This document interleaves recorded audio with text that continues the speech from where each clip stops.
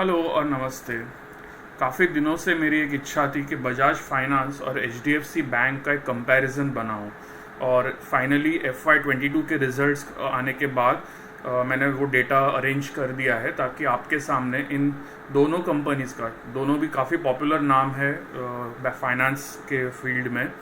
Bajaj finance आप सब जानते ही है कि one of the most popular non banking finance companies है। बहुत सारे उनके फाइनेंशियल सर्विसेज के प्रोडक्ट्स है, सर्विसेज है। और एचडीएफसी बैंक के बारे में तो और ज़्यादा बोलने की ज़रूरत भी नहीं है। इंडिया की नंबर 1 प्राइवेट सेक्टर बैंक है और काफ़ी बड़े मार्जिन से वो भी। और अगले 1 साल या 1.5 साल में उसका मर्जर भी हो जाएगा एचडीएफसी के साथ, तो उसका साइज़ और भी बढ़ने वाला है। लेकिन फ़िलहाल अपने आप से भी एचडीएफसी बैंक काफ़ी बड़े साइज़ की कंपनी है।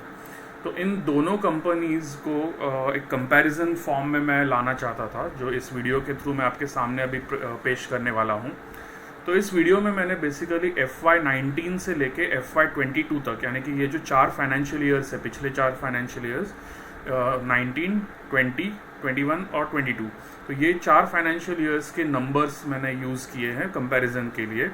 तो इसके हेल्प से क्या होगा कि इन दोनों का ग्रोथ का आइडिया आएगा हमें, कंपैरेटिव ग्रोथ का, यानी कि एक दूसरे के कंपैरिजन में कौन ज़्यादा फास्ट ग्रो कर रहा है, और साथ ही साथ मार्केट इनको क्या वैल्यूएशन दे रहा है पिछले 4 सालों से। ओके, इन दोनों का एक कंपैरिजन आपके सामने मैं अभी पेश करने वाला हूँ, ताकि आपके लिए परफॉर्मेंस और वैल्यूएशन, इन दोनों पैरामीटर्स को कंबाइन करके कौन एक बेटर ऑप्शन होगा एज एन इन्वेस्टमेंट आपके लिए। ओके, सो आइए शुरू करते हैं। शुरू करने से पहले मैं आपको बता दूं कि मेरा ब्लॉग जो है stockslogic.blogspot.com, इस ब्लॉग पे आप काफ़ी सारे कंपनीज़ के क्वार्टरली रिजल्ट्स का प्रोग्रेस और उसका ट्रेलिंग 12 मंथ्स का जो रिजल्ट का फॉर्मेट होता है वो मैंने ऑलरेडी प्रेजेंट किया हुआ है।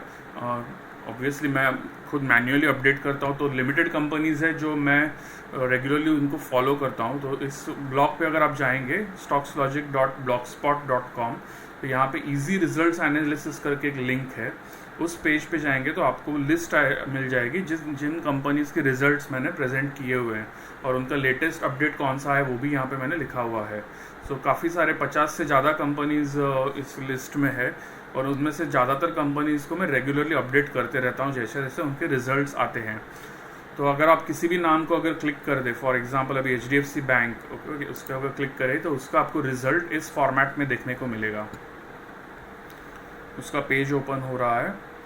सो उसका ऊपर आपको क्वार्टरली रिजल्ट्स, यानी कि क्वार्टर ऑन क्वार्टर उसका कैसे प्रोग्रेस रहा है, टोटल इनकम वगैरह हर पैरामीटर के पे आपको पता चलते रहेगा। नीचे मार्जिन के फिगर्स भी है, ईयर ऑन ईयर ग्रोथ के फिगर्स है, क्वार्टर ऑन क्वार्टर ग्रोथ के फिगर्स है वगैरह। ये सब डेटा आपको एक ही फाइल में, एक ही शीट में सामने मिल जाएगा। ये क्वार्टरली नंबर्स का है। थोड़ा नीचे स्क्रॉल करके जाएंगे इस पेज पे, तो ट्रेलिंग 12 मंथ्स के बेसिस पे, यानी कि हर क्वार्टर का रिजल्ट जैसे ही आता है तो ट्रेलिंग 12 मंथ्स यानी कि लास्ट 12 मंथ्स का रिजल्ट के नंबर्स का मैंने प्रोग्रेस भी दिखाया हुआ है। ओके, सो क्वार्टरली रिजल्ट्स आते आते जैसे ही 12 मंथ्स का रिजल्ट्स का एक नया डेटा तैयार होता है, तो आपको यहाँ पे भी पता चलता है कि on an annual basis company का प्रोग्रेस कैसे चल रहा है। ओके, सो ये दोनों चीज़ें मैं हर कंपनी के लिए यहाँ पे प्रेजेंट कर रहा हूँ। उस लिस्ट में आपको जो जो कंपनीज दिख रहे हैं उन सब का डेटा इस तरीके से आपको देखने को मिलेगा।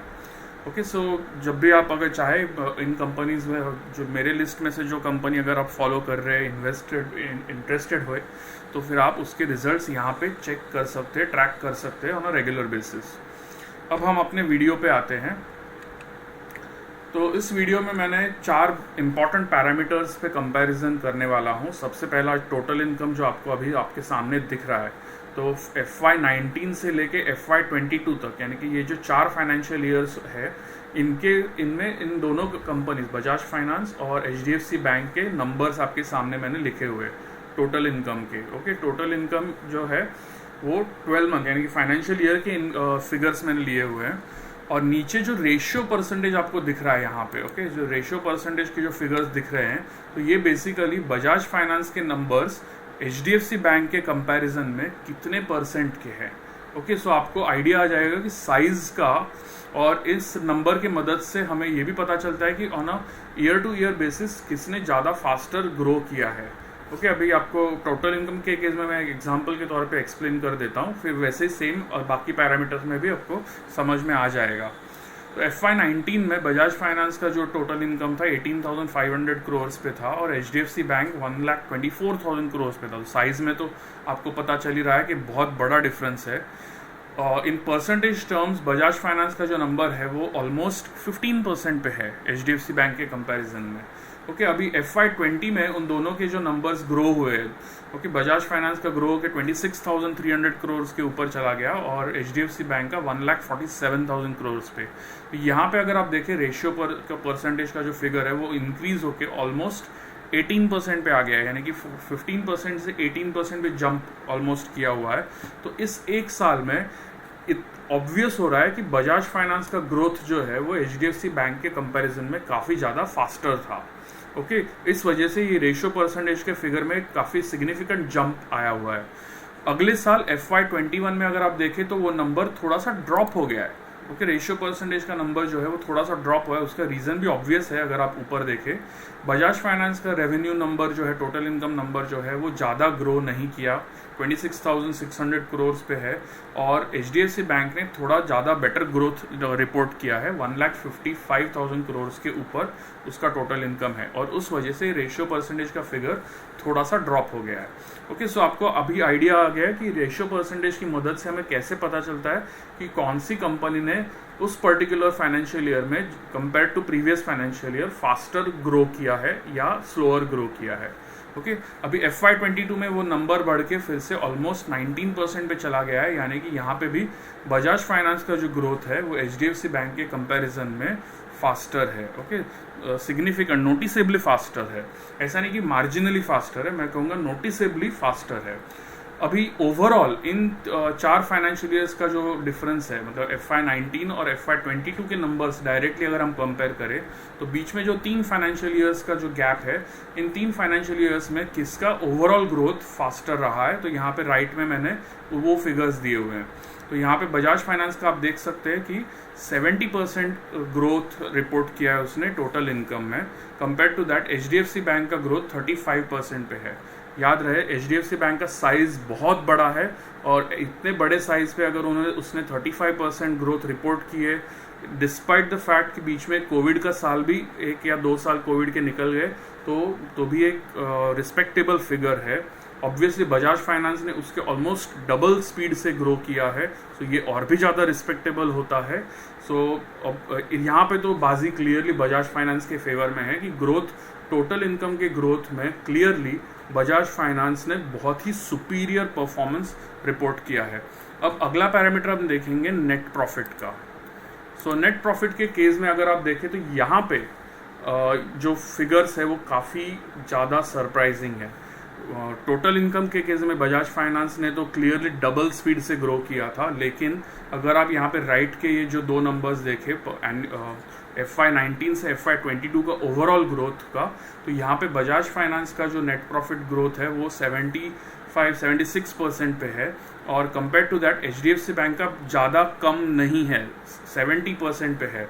ओके, सो यहाँ पे नेट प्रॉफिट के केस में HDFC बैंक ने बहुत ही अच्छा परफॉर्मेंस रिपोर्ट किया है, डिस्पाइट द फैक्ट कि उसका साइज 5 या 6 गुना बड़ा है। ओके, बजाज फाइनेंस के कंपैरिजन में 5 या 6 गुना बड़ा साइज होने के बावजूद उसने अच्छा ग्रोथ रिपोर्ट किया है, और उस वजह से अगर आप देखें तो ये जो रेशियो परसेंटेज का जो फिगर है FY19 में भी 18% के नज़दीक चल रहा था।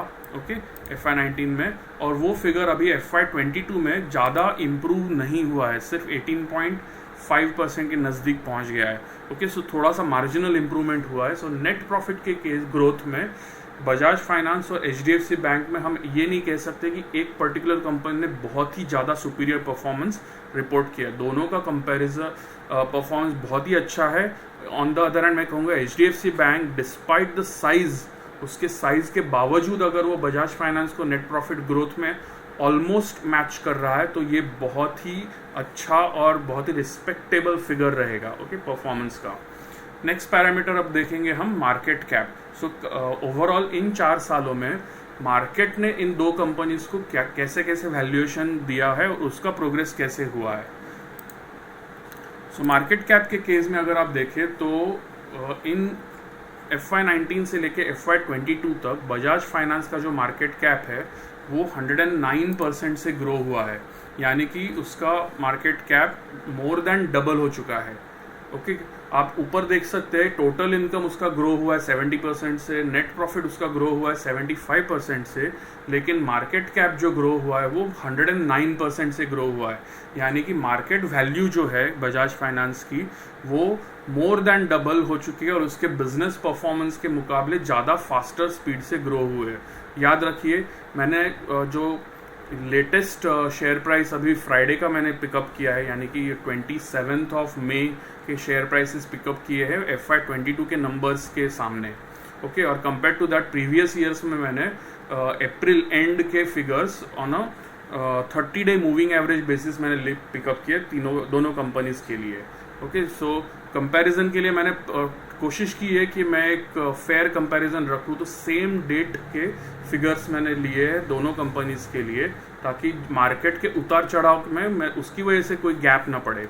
ओके, सो इस पॉइंट पे बजाज फाइनेंस का शेयर प्राइस जो आई थिंक 6000 के थोड़ा नीचे चल रहा है, और HDFC बैंक का शेयर प्राइस जो है वो 1370 के आसपास चल रहा है। तो ये फिगर्स मैंने यहाँ पे लिए है FY22 के लिए। ओके, सो इसके बावजूद अभी रिसेंटली शेयर प्राइस ड्रॉप हुआ है, उसके बावजूद अगर आप देखें तो बजाज फाइनेंस का शेयर प्राइस मार्केट कैप ने मोर देन डबल हो चुका है पिछले 3 सालों में। HDFC बैंक का on the other hand market cap जो है वो सिर्फ 24% से ग्रो हुआ है। यहाँ पे अगर आप देखें ऊपर, टोटल इनकम HDFC बैंक का 35% से ग्रो हुआ है, नेट प्रॉफिट का ग्रोथ भी 70% है, लेकिन मार्केट कैप जो है वो सिर्फ 24% से ग्रो हुआ है, यानी कि मार्केट ने ओवरऑल उसका जो वैल्यूएशन पैरामीटर है HDFC बैंक का वो क्लियरली नीचे लाया है। ओके, मार्केट कैप जो है वो उतनी फास्टर स्पीड से ग्रो नहीं हुआ है, यानी कि HDFC बैंक का वैल्यूएशन जो है वो रिलेटिवली सस्ता हो चुका है over the last 3 years compare to Bajaj Finance जो थोड़ा सा एक्सपेंसिव हो चुका है। अब फाइनली चौथा पैरामीटर जो है वो PE रेशियो, यानी कि प्राइस टू अर्निंग मल्टीपल जो है इन दोनों कंपनीज का, उसका कंपैरिजन अभी आपके सामने लेके आने वाला हूँ। इससे तो और भी ज़्यादा ऑब्वियस हो जाएगा। बजाज फाइनेंस का FY19 में PE रेशियो जो है, अभी PE रेशियो कैलकुलेट करने के लिए मैंने क्या किया है, ये मार्केट कैप का जो फिगर है उसको नेट प्रॉफिट से डिवाइड कर दिया है सीधा सीधा। ओके, इसमें ज़्यादा कॉम्प्लिकेशन कुछ नहीं है, market cap divided by net profit, ये मैंने फॉर्मूला यूज़ किया है PE रेशियो के लिए। तो बजाज फाइनेंस का PE रेशियो FY19 में 43 पे था, जो FY20 में यानी कि उस वक्त कोविड के इम्पैक्ट आ चुका था, मार्च एंडिंग के आसपास कोविड की वजह से जो मार्केट में फॉल हुआ था वो दोनों ऑब्वियसली HDFC बैंक और बजाज फाइनेंस दोनों को हिट हुआ था। तो उस वजह से PE ratios across the board सारे कंपनीज के ड्रॉप हो चुके थे, शेयर प्राइसेस शार्पली 30-40% से बहुत सारे कंपनीज के ड्रॉप हुए थे।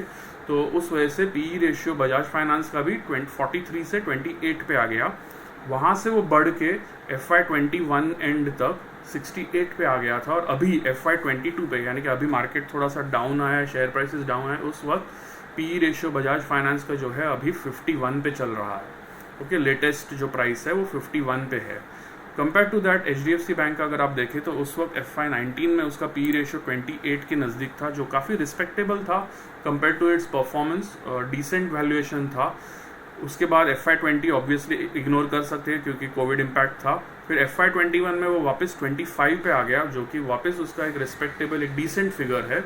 और फाइनली FY22 में वो 20 पे आ गया PE रेशियो। सो उस अभी अगर आप देखें तो कंपैरेटिव स्केल पे HDFC बैंक जो है वो ऑब्वियसली बजाज फाइनेंस के मुकाबले बहुत ही रिलेटिवली चीपर है वैल्यूएशन टर्म्स में। परफॉर्मेंस टर्म्स तो आपने ऊपर ऑलरेडी देखा हुआ है कि टोटल इनकम ग्रोथ भले ही उसका कम है बजाज फाइनेंस के कंपैरिजन में, लेकिन नेट प्रॉफिट ग्रोथ ज़्यादा कम नहीं है।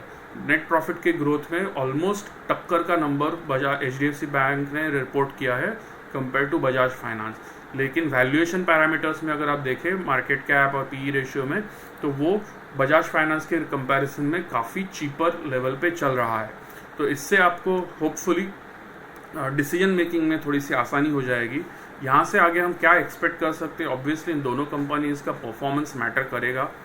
जो पिछले 4 साल का परफॉर्मेंस है, गारंटी नहीं होता कि आने वाले 3-4 साल में भी सिमिलर काइंड ऑफ परफॉर्मेंस आएगा, लेकिन अगर ट्रैक रिकॉर्ड देखा जाए तो HDFC बैंक काफ़ी कंसिस्टेंटली ग्रो करते आया है। एक पर्टिकुलर 20% के आसपास का जो ग्रोथ वो लोग मेंटेन करते आए हैं थ्रू आउट। तो उम्मीद कर सकते हैं कि HDFC बैंक यहाँ से आगे भी अराउंड दैट फिगर मेंटेन करे।